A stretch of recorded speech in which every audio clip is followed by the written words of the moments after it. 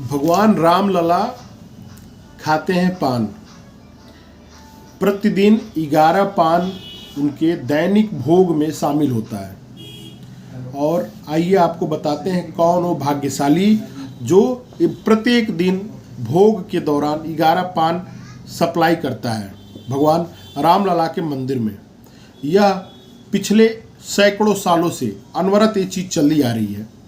आपको बताते चलें कि पान को बहुत ही शुभ माना गया है। हर किसी दैनिक धार्मिक कार्य में या दैनिक धार्मिक पूजा में इस जरूर ही सम्मिलित होती है। आप अक्सर सुनते होंगे कि पूजा के दौरान तांबूलम समर्पयामि कह के इसको भगवान के सामने इसको दान की जाती है। आपको बताते चलें कि भगवान रामलला अयोध्या में प्रत्येक दिन दैनिक पूजा के दौरान एक परिवार सप्लाई करता है और वो पान दैनिक पूजा में भगवान को अर्पित की जाती है। पान भगवान को बहुत ही प्रिय है। चूँकि पान को दैविक माना गया है, माना जाता है कि पान बहुत ही शुद्ध है और ये मुंह को शुद्ध करता है। आपको बताते चलें कि पान जो है वह फेमस है उत्तर प्रदेश में एक जगह का, जो हमारे प्रधानमंत्री का संसदीय इलाका भी है। आप जानते होंगे कि बनारस का पान जो कि वर्ल्ड फेमस है। इस पे कई सारे बॉलीवुड ने गाना भी बनाया हुआ है। एक अमिताभ बच्चन के ऊपर फिल्माया गया गाना है खई के पान बनारस वाला। यह तो लगभग हर जनमानस, चाहे बुढ़ा हो, जवान हो या बच्चा हो, सबके मुंह पे है। यह पुराने ज़माने का आदमी हो या नए ज़माने का जो रैप जानते हैं जो बच्चे, उनके मुंह पे भी है खई के पान बनारस वाला गाने का टोन। अब आपको बताते चलें कि अयोध्या में एक परिवार है, चौरसिया परिवार, जो पिछले सैकड़ों सालों से आंधी, बर्फा, तूफान और ठंडा, बरसात सबको झेलने के बावजूद भी दैनिक पूजा के समय भगवान के भोग के दौरान यह 11 पान लेके उपस्थित रहता है। चाहे वह इमरजेंसी का समय हो, चाहे वह 1992 का वह समय हो जिस दौरान अयोध्या में घोर लगा हुआ था एक कर्फ्यू के तौर पे, जिसमें किसी भी आदमी को आज्ञा नहीं थी। उस दौरान भी इस चौरसिया परिवार के लिए स्पेशल पास बनाई गई थी। वह बिना रोक टोक के मंदिर में जाके और भगवान के भोग के समय अपने हाथ से बनाया हुआ 11 पान सौंपता था, जो भगवान के भोग में पुजारी के द्वारा अर्पित की जाती थी। आपको बताते चलें कि यह चौरसिया परिवार अयोध्या के हनुमानगढ़ी में इनकी एक दुकान थी। नाम था राम प्यारी अनवरत इस जो चली आ रही थी सैकड़ों साल से प्रथा, इसको जिंदा रखा। बाद में उनके पुत्र अम्बरीश चौरसिया जो इस काम को सीख लिए और इस प्रथा को जिंदा रखे। और जब रामलला मूर्ति स्थापित की गई थी बाबरी अयोध्या विध्वंस के समय, उस दौरान भी अम्बरीश जी ने इसको सप्लाई को निर्बाध रखा था। आपको बताते चलें कि प्रशासन इस काम के लिए उनको बाकायदे उनके पूरे परिवार के लिए पास बनाया हुआ था कि चौरसिया फैमिली से कोई ना कोई तो आएगा ही, और उनका मकसद एक ही होगा, भगवान के भोग के समय उनके मुंह शुद्धि के लिए पान अर्पित करना। 2013 में अम्बरीश चौरसिया देहांत हो गए और उनके 3 पुत्र हुए, रिंकू, विनय और दीपक।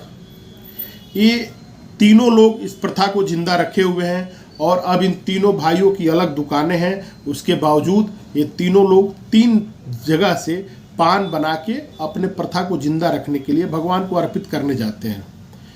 2024 जनवरी 22 भगवान रामलला के भव्य मंदिर उद्घाटन का दिन है और पूरे भारत में हर्षोल्लास है। उस दिन यह सैकड़ों साल से जो प्रथा को जिंदा रखने वाला परिवार है, उसके भी कंधे पे एक बहुत ही बड़ा दायित्व है कि भगवान के भोग के दौरान किस तरह अपने पान के द्वारा उनको अर्पण के समय पान की उपलब्धता को बरकरार रखा जाए। यह 511 पान जो भगवान के भोग में अर्पित की जाएगी, यह तीनों के भाइयों के द्वारा इसको व्यवस्था किया जा रहा है और ये लोग अपने प्रथा के अनुसार उस दिन 11 की जगह पे 511 पान भगवान को अर्पित करेंगे। अब आपको बताते चलें इस पान में होता क्या है। भगवान का चूँकि जो रामलला का विग्रह है वह बाल स्वरूप है। तो भगवान को पान तो चूंकि दैविक चीज़ है तो इसमें दैविक गुण वाली ही चीज़ों को मिलाया जाता है, न कि जो आज वर्तमान में चल रहा है। भगवान के पान में मिलाई जाती है सौंफ, लौंग, इलायची, चेरी, गुलाब जल, उसके साथ चूना और सुपारी भी मिलाई जाती है। आपको बताते चलें कि अगर ये प्रथा सैकड़ों साल से है इसलिए शुद्धता बरकरार है। वर्तमान में होता तो कहीं कुछ और होता, हो सके गुटखा भी इसमें लोग मिला देते। आपको बताते चलें, हम बनारस से अपना रखते हैं, मूल स्थान तो हमारा देवरिया है। तो हम बनारस में 2-3 जगहों पे देखे हैं, जैसे हरिश्चंद्र घाट पे हमने देखा है भगवान शिव के लिंग पे डायरेक्ट शिव शराब चढ़ाई जाती है, जो कहीं ना कहीं बहुत ही गलत चीज़ है। लेकिन जो चढ़ाता है उसके पास उसका जवाब भी है, उन्होंने जवाब भी उसका बना के रखा हुआ है। काल भैरव मंदिर पे मैंने अपने आंखों से देखा है भगवान शिव को और भगवान काल भैरव को शराब चढ़ाई जाती है। यह कहीं ना कहीं प्रथा का विध्वंस रूप है।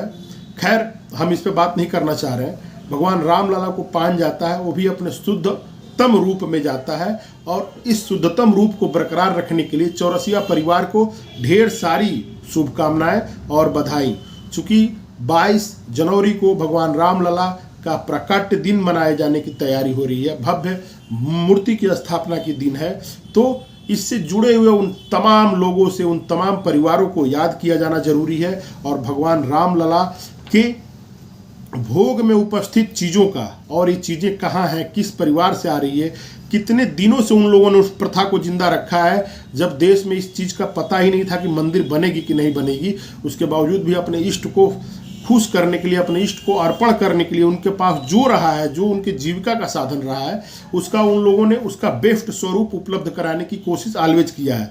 अब चूंकि दिन आ गया है, भगवान राम का प्रकट दिवस होने जा रही है और भव्य उसकी शुभारंभ की तैयारी हो रही है, तो उन लोगों को भी याद करना जरूरी है। इसी तहत हमने ये देखा, एक जगह हमने पढ़ा इसके बारे में कि चौरसिया परिवार सैकड़ों साल से निर्बाध इस प्रथा को जिंदा रखी हुई है। चूँकि पान, मैं बार बार कह रहा हूँ कि दैविक चीज़ है। पान जो अगर अपने शुद्धतम रूप में हो तो इसके बहुत सारे मेडिकल बेनिफिट भी होते हैं। पान जो होता है माउथ फ्रेशनर जो कहा जाता है, उसका सबसे अच्छा रूप माना जाता है। चूँकि ये सुपाच्य होता है तो पेट के लिए बहुत सही माना जाता है। इसमें जो चूना मिलता है वो कैल्शियम का सबसे बेस्ट स्रोत होता है। अगर कोई आर्थराइटिस का पेशेंट हो या दांत की प्रॉब्लम हो, अगर वो शुद्धतम चूना और शुद्धतम पान ले रहा है तो उसकी कैल्शियम की कमी उससे पूरी हो जाती है। चूँकि ये मेडिकल रिटेन लिटरेचर है तो इसमें किसी तरह की कोई डाउट की संभावना नहीं है। लेकिन फिर वही बात आती है अपने शुद्धतम रूप में। अब बात यह है कि इस भगवान रामलला पान क्यों खाते हैं। तो भगवान रामलला की जो पूजा पद्धति हम सैकड़ों हजारों साल से करते आए हैं, उसमें तांबुल समर्पयामि है, जो भगवान को बहुत ही प्रिय है। कहा जाए कि इतनी ही महिमा है तो भगवान को अर्पित होने के लिए यह जरूर उपलब्ध होना चाहिए। उस चौरसिया परिवार को कोटि कोटि धन्यवाद, जो भगवान राम को प्रिय पान को आज सैकड़ों साल से इस प्रथा को रूप में जिंदा रखा हुआ है और निर्बाध सप्लाई बनाया हुआ है। आप लोगों को बताते चलें कि चौरसिया परिवार लगातार इस सप्लाई को बनाए रहे और भगवान श्री राम के भोग में अपनी इस श्रद्धा का जो 2 पुष्प के तौर पे है, या 11 पान, ये हमेशा देता रहे। इसी के साथ मैं भगवान से विनती करूंगा कि इनको हमेशा सद्बुद्धि दिए रहें भगवान, ये परिवार जुड़ा रहे। इसी के साथ मैं आप सभी लोगों को एक बार प्रणाम करता हूं। धन्यवाद।